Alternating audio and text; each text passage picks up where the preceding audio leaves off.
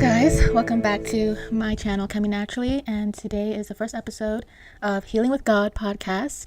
It was put on my heart to start a podcast where we discuss healing testimonies and just prayers and encouragement through our healing season. And healing can be so many things. It can be physical, it can be mental, it can be spiritual. I think that even the most normal looking person is probably going through a healing season or needs a healing season. And I wanted to just start this podcast to encourage fellow Christians, and whether you're a new believer or have been believing for a long time, just to encourage us with the word of God. So if you are new to this channel, I talked briefly about having sickle cell anemia and how it's impacted my life, but I don't think I've went too deep into this because growing up with sickle cell, I remember my father telling me to not talk about sickle cell with anyone. He was very adamant. He's a Nigerian man from the boomer generation, and so you just don't discuss things like that. You don't discuss your health issues or conditions. You just go about life. And so for a long time, I did listen to him, and I said, okay, I will not discuss it. When I was absent from school for periods of time and people would ask me, what happened, Cami? Where were you?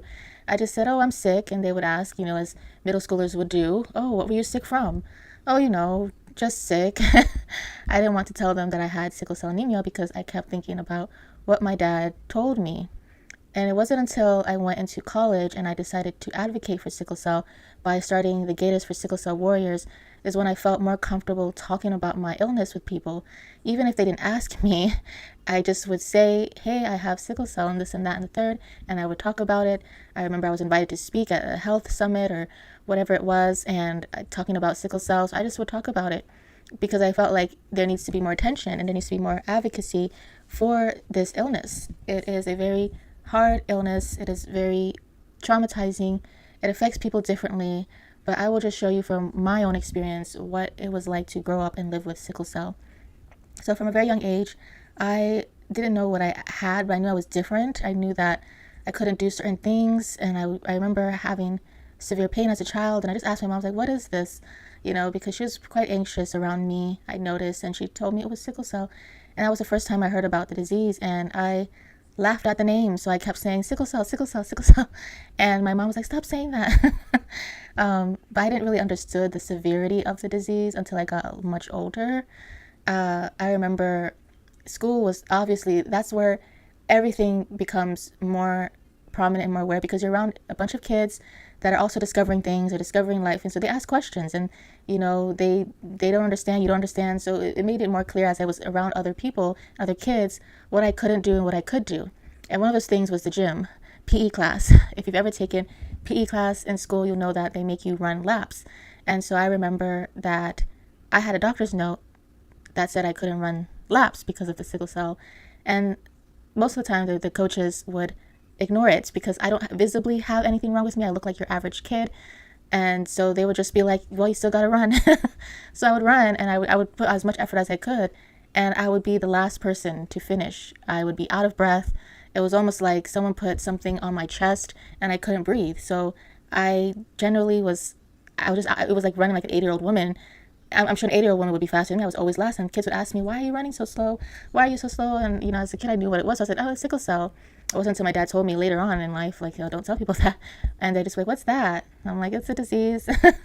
So they were like, oh, because people were concerned, like, why are you so slow? I couldn't even actually run the whole lap. I'd run a little bit for like a few minutes, and then I would walk.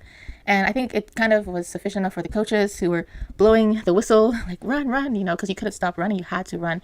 You had to run, or at least jog. And like, I just couldn't do it. So I knew that I was different. Even before then, one of my earliest memories, I was running around, growing up in Miramar. My parents were very busy, so they put us in a daycare with a family friend, and we would always play outside. And I loved playing outside because that was the funnest thing to do as a kid, was to go outside and play. So I was just doing what I knew to do when I was running. And the owner of the daycare, she yells at my name. She's like, Kemi, come here. And I'm like, what's going on? I thought I was in trouble. I was like, what did I do? I'm just running around, playing around with everyone else. She's like, your mom said you can't do that. You got to go back inside. And I was like, but I want to play. I'm not tired. Immediately I knew what this was.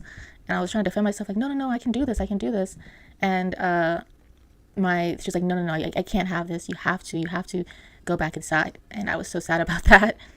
I just wanted to be like everybody else, and I wanted to play, and I couldn't do it. And my sister was able to play, and she doesn't have the disease, she has a trait. And so I was like, well, this stinks, I didn't ask for this. And then as I got older, I love to read. I used to get this subscription to the National Geographic for kids. And like there was another subscription that I had, like a science subscription for kids. I used to get those magazines. I feel like I was a big nerd. And I used to just read them. This was before, I actually got hooked on my cell phone. So I would read these magazines. And I remember they talked about sickle cell. And I was so excited because no one talked about sickle cell. So I read the paragraph and it said, talked about sickle cell, talked about how it's a blood disorder, that the cells are a sickle shape and it makes it hard for the cells to go through. So it causes crisis, it causes pain. And so I keep reading. And the last sentence says, and these people don't live very long.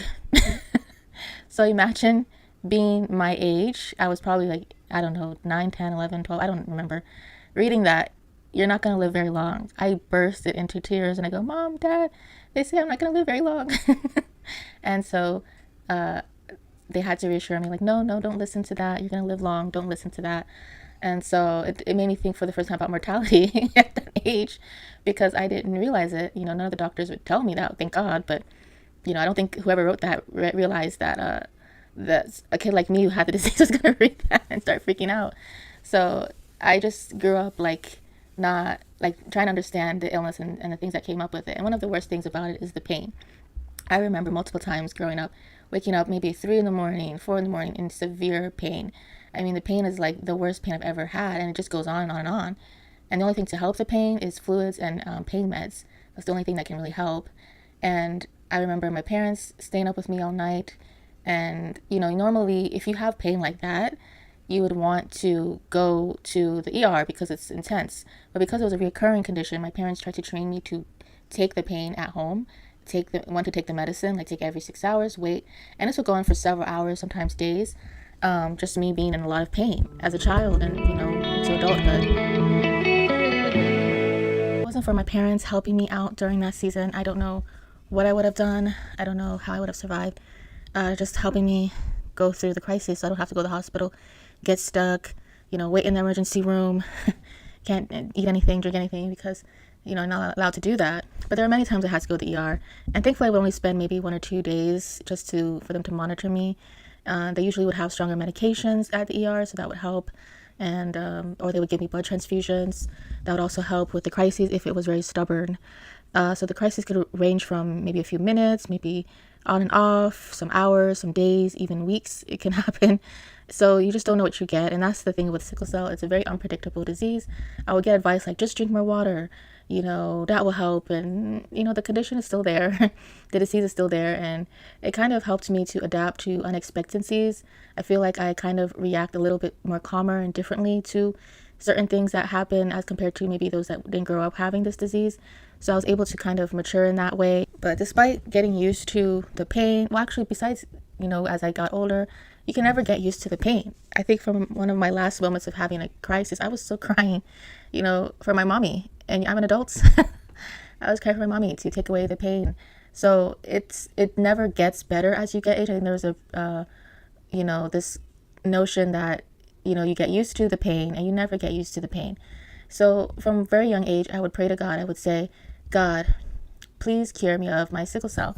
I grew up in the church. They taught us how to pray. I would go to the church. They would ask for your prayers. Every time I would say, I want to be cured from my sickle cell. And even past age where I didn't believe in a Santa Claus anymore, I still believed in a God. And I still believed in a Jesus. And obviously, I would pray that prayer and I'd wake up and I would still have sickle cell. So I don't really know what encouraged me to continue to pray. I don't think I would pray every day, but I did pray often. And there were times where I was like, okay, maybe God just wants me to have this disease. Maybe there is a story behind this. There's a testimony behind this. Because I keep praying and I keep waking up with sickle cell. So I just figured, this is God's plan. There are other times where I thought maybe God was mad at me and that's why things were happening the way they did. So I tried to be this good, perfect person. I would apologize anytime I made a mistake. I would apologize to my sister. My sister looked at me like, are you okay? So I would try to be this perfect thing, and things didn't change either. So that let me know that it has nothing to do with me, but it has everything to do with God's plan. And I remember I'm going to probably post a scripture because I'm paraphrasing this, but there's a part in the Bible where they asked, why is this man, I think he was blind or he had some type of illness. Is it because of his mother and father's sin? And Jesus says, no, it is because I am going to glorify him, basically saying that he is a part of a testimony that is much bigger than the disease. And so I have to think about that. Once I read that and realized that, I realized, oh, okay, this isn't because of me, isn't because of my parents, isn't because of my ancestors. This is because God is trying to show something great in this disease. And so I had to have faith that even though I don't understand why I have this disease, why it's causing me so much pain, it's limiting me in things I want to do, I have to just trust that God knows what he's doing through this disease. So I dealt with it. I tried to continue on with life. Even though I was sad from it, I still kept going. And I went to college, and I kind of hid from it. I only told like close friends about my sickle cell. Though when I went to college, I remember I used to read this blog called Sickle Cell Warriors, and that was a very comforting blog because I didn't have anyone to talk to. I would talk to my parents, and it just seemed like they didn't really understand what I was going through. I felt like, I had a lot of jaundiced eyes from the sickle cell, and so I felt as a teenager, that's the worst part. Like even just getting a pimple, you feel so ugly and hideous, but everyone's getting pimples. And I felt like, well, not everybody's eyes is a yellowish color like mine. I'd rather have the pimples. So I just felt very really bad about myself and my self-image. And so I remember before college, I read one of her blog posts. I think her name is Tosin. She created the Sickle Cell Warriors website. She's a nurse. She has twins now. And I think she's married. She has twins. And so I read the blog, and she talked about how she was in college, and someone looked at her eyes, and it said, do you have sickle cell? And I thought that was interesting because when people look at my eyes, they don't know what I have. They just kind of ignore it or pretend that they don't see anything. And then I can hear the whispers like, oh, her eyes are yellow. So that was very interesting. And the only reason why this person knew is because I think she either had sickle cell or she was advocating for sickle cell, and she had invited Tosin to join in like a support group for people with sickle cell. And I've never been in a support group for sickle cell, and I really wish I had, because I would have been able to see other people like me dealing with this thing. So when I went to college, I finally was able to kind of interact. I remember I was in the hospital with a crisis, and this woman who was like an advocate, she was this older white woman. She's like, I know a couple of people that have sickle cell, and she connected me with some people. They were also at my university. I was at the University of Florida. And I was like, you know what, I want to create, it was just in my head, like I want to create a Sickle Cell Warriors group at this campus in UF, this predominantly white institution where it's a disease that affects mainly Black people. I want to create this group for advocacy and awareness because I didn't have that growing up. And so I just got a bunch of people that I knew, and I just asked if they wanted to help, and they're like, sure. So we started the group, and we went around talking about it. I spoke about it, and it got some interest, and we were able to do blood drives and volunteer, but I didn't really know what I wanted to do with that group. I really just wanted to be aware, and I kind of felt defeated because, I felt like not everybody cared about this illness, and everybody wanted to know, unless they were, trying to go in the health field. So it kind of felt at times a little pointless, but I think it helped me to show everyone, like, yes, I have sickle cell, and this is what it is. And, but right before college, I had received a call. Well, I had went to my normal hematology appointments, and my sickle cell was getting bad as usual, and the doctor was like, have you heard of the bone marrow transplant? And so I had heard briefly about it, and they were like, I just didn't think it was an option for me. And so they said, yeah, let's test your sister and see if she's a match. And she was not a match. They told us, sorry, there's nothing we can do, we can put you on the registry. And honestly, it's been how many years, decades since they put me on the registry? I've never heard back from them about the registry. So once I heard that news, they had called me on the phone after the tests were done with my sister. And I remember telling my mom, and we just cried on the phone because we just thought we would never find a cure for sickle cell. So I went to college with the disease, and it was really hard. I had to repeat semesters. I had developed a condition called a vascular necrosis, which is the death of bone in the hips. And I received some in my shoulder, but mainly in my hips. And there was one time in college where I was in my room. I had just gotten off of what I believe was pneumonia, or I didn't know it was pneumonia at the time. I thought it was just the flu, but it was pneumonia, and I would get pneumonia a lot. With sickle cell, you are immune compromised, so you get a lot of illnesses.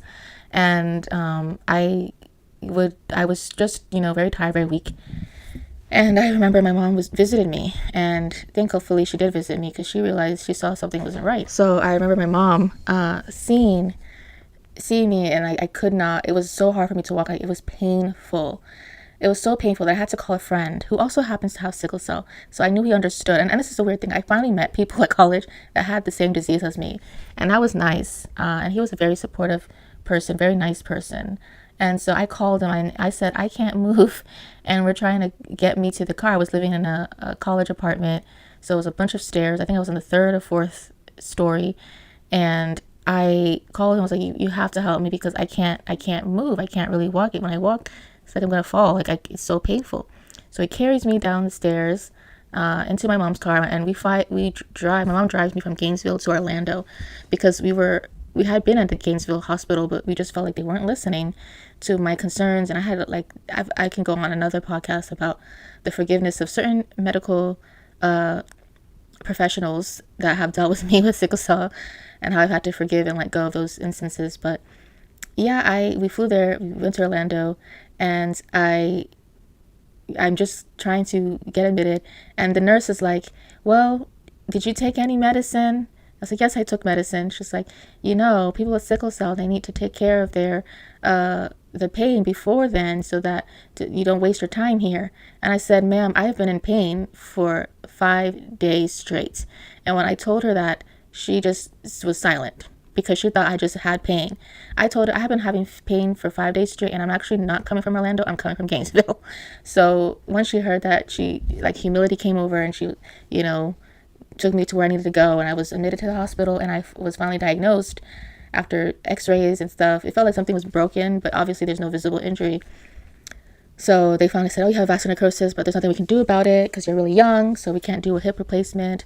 So you're just going to have to, take some, just basically what I do with sickle cell, just take some medicine and, hopefully it gets better.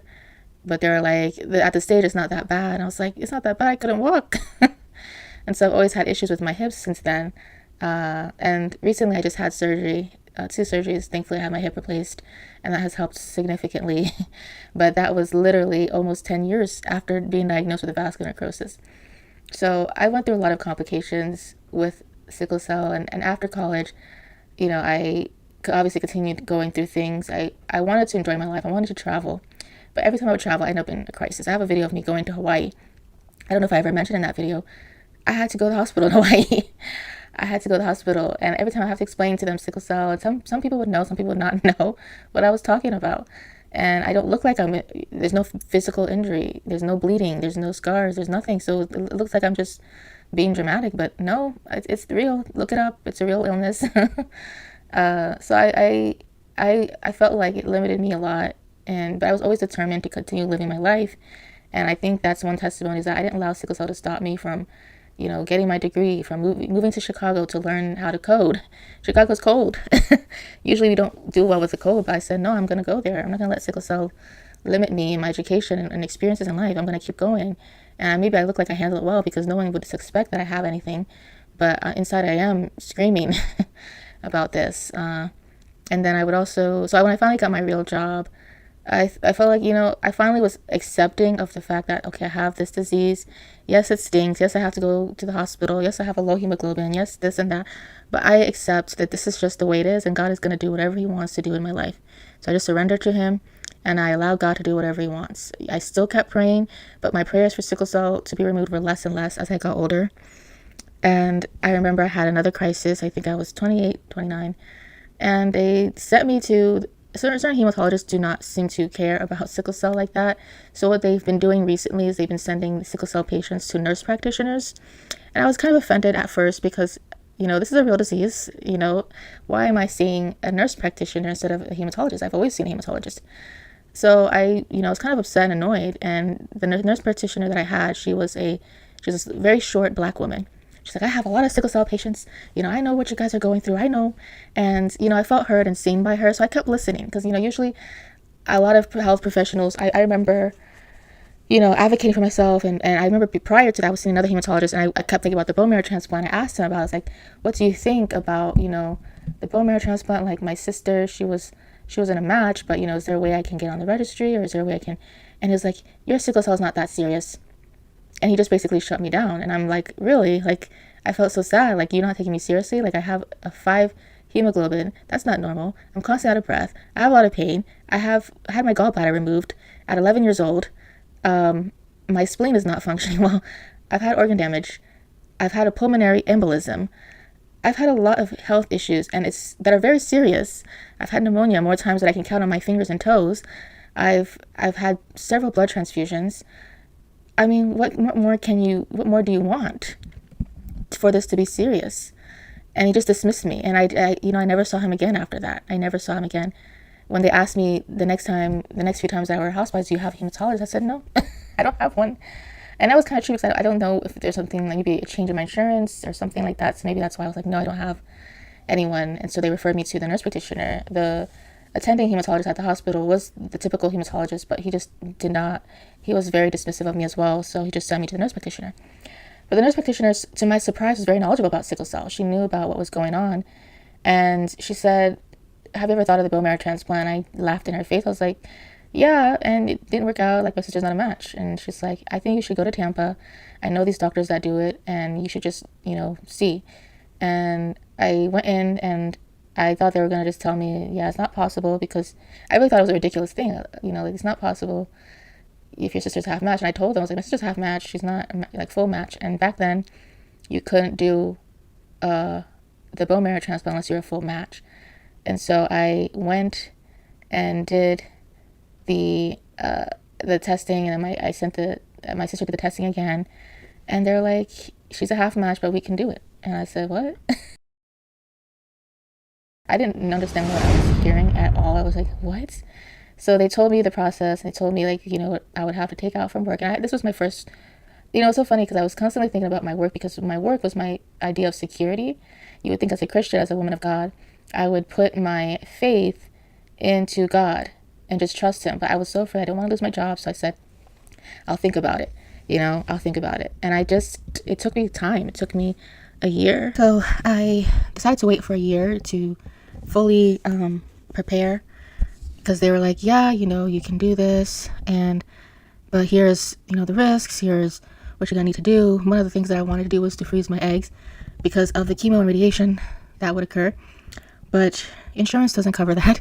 So I said, okay, let me go ahead and save money so that I start saving so that I can have enough to freeze my eggs. And then also I can continue working so that it doesn't look bad on my resume, that I just started the job and then I left, And sure, they have disability, but you have to work.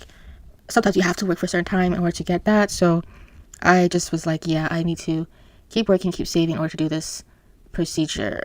And you would think I would do it right away, but there was some hesitancy because I still couldn't wrap up my mind that I would actually get this disease removed. Even when people say it to my face, I still get very shocked. And it's like it's something else, and psychologically. And so I decided to just keep in contact with the doctor and see what he needs from me, what kind of tests need to be done. So I'm sitting here thinking, I don't know when I want to do it. I think it was in 2023. I had gotten the news in 2022, 2021, I think. So I was planning, but I didn't know when. And in that earlier in the year, my company was talking about reorganizing. People were quitting left and right. And there were massive layoffs during that time in other companies. But our company was trying to reassure us that nothing was going to happen. You all are safe. You all are good. So I'm thinking, okay, I need to be able to stick around a little bit so that I can prepare myself for this reorganization, because they're going to need me to know what's going on. I can't just take 3 to 6 months off and come back and be like, hey guys, and I don't know what's going on, So I was like, okay, well, I guess I got to stick around. So earlier that year, I think it was February, March, it was definitely February, I went to Texas for this abstinence meetup. I forget the name of it, and it was very cold. It was in Dallas, and it was February. It was really cold, and I don't think I prepared myself enough for the weather because I'm from Florida. So when I got back, I was overcome with, I had pneumonia. I had pneumonia, which is a typical thing for me to have. I had pneumonia, but this pneumonia was different. This pneumonia got me in hospital for weeks instead of the days that I'm used to. I think I was probably there for 2 weeks, and I had to call off work, and thankfully my managers were understanding. and that was another thing. Like, I would be in hospital. It's my first. I'm a full-time employee, but I would just be getting sick a lot. And the notion of going to the bone marrow transplant was like, I got to do this. But I also was fighting with being normal and working a normal job. And what would they think? And I can't believe I thought that before, because like, this is a once in a lifetime opportunity to get my bone marrow transplant to be cured of sickle cell. Now here I'm thinking of comparing myself as if I'm a normal, average person, and I'm not.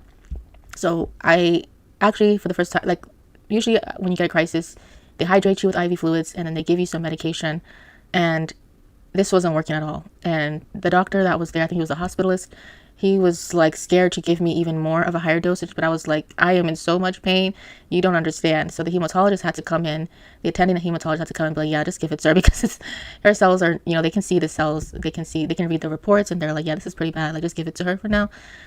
Because yeah, it was bad. Probably one of the worst crises I've had. I think that tops the one where I was in the UK and I had a crisis. I was 11 years old and we didn't go to the hospital because we were afraid of how much it would cost, because we were in the UK.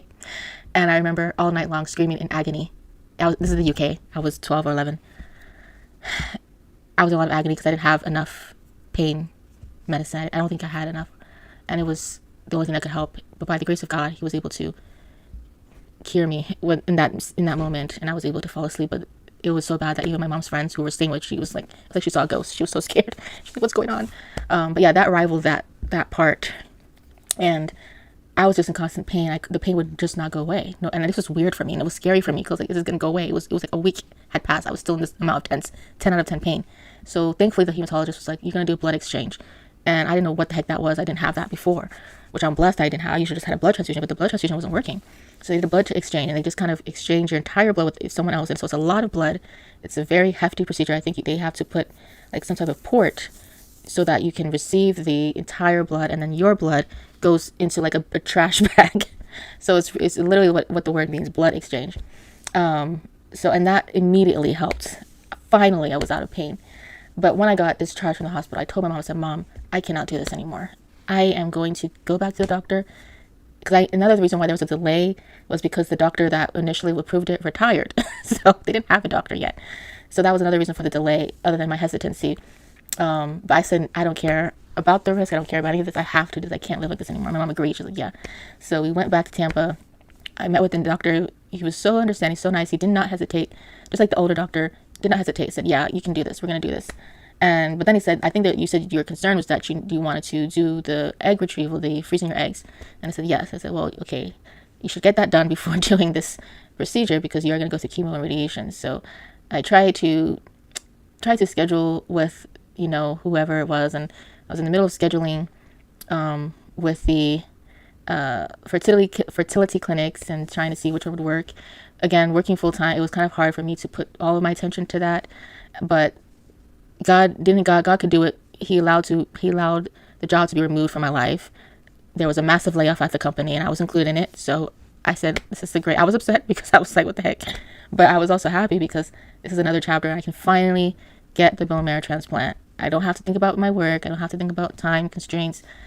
Just full on do this. So I was on Cobra. I also had a GoFundMe. I was like, you guys, like, please help me so I can get the money for the egg retrieval, for the freezing of the eggs. And thankfully I had Cobra and also had Medicaid at the time, which I had to fight for because I was in Florida. And so that paid for pretty much all of it. And it's an expensive procedure, but it was all paid for, thank God. Insurance paid for what they could. They even paid for the stay, because I had to stay in Tampa for a few months. They paid for it all. And I couldn't believe that I was actually doing this.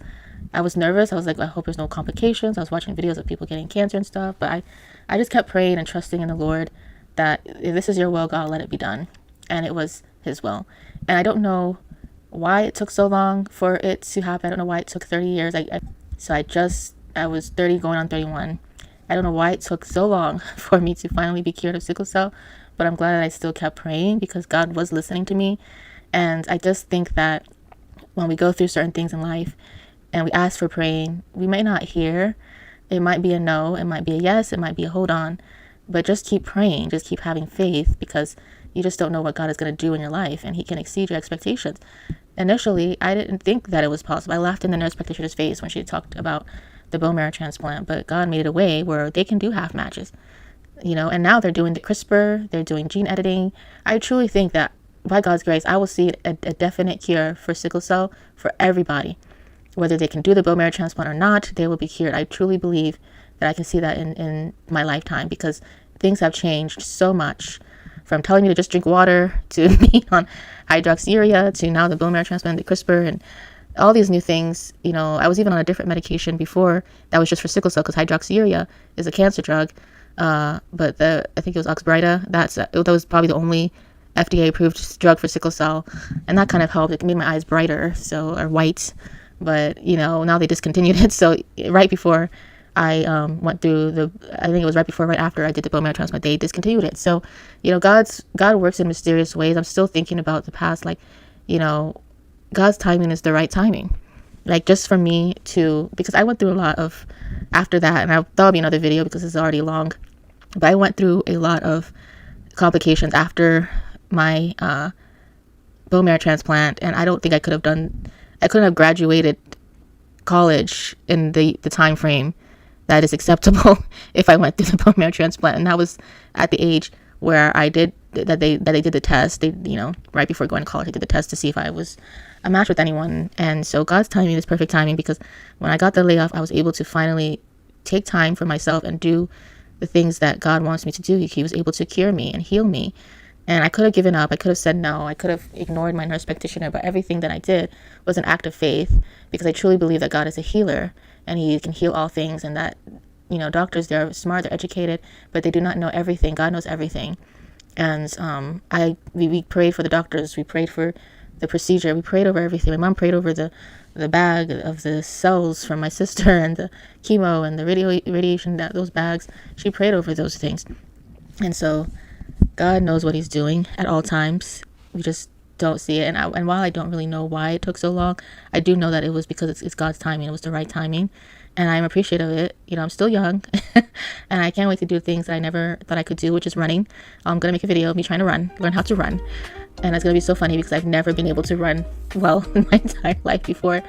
And so, yeah, I think that having sickle cells made me appreciate a lot of the smaller things in life that that we take for granted. Health is one of the biggest things that we often take for granted.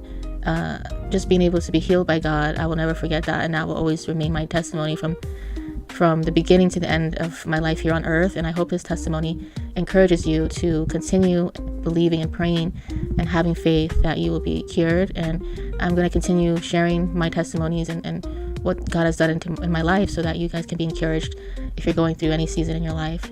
So if you like this video, I ask that you please subscribe, like, and comment below.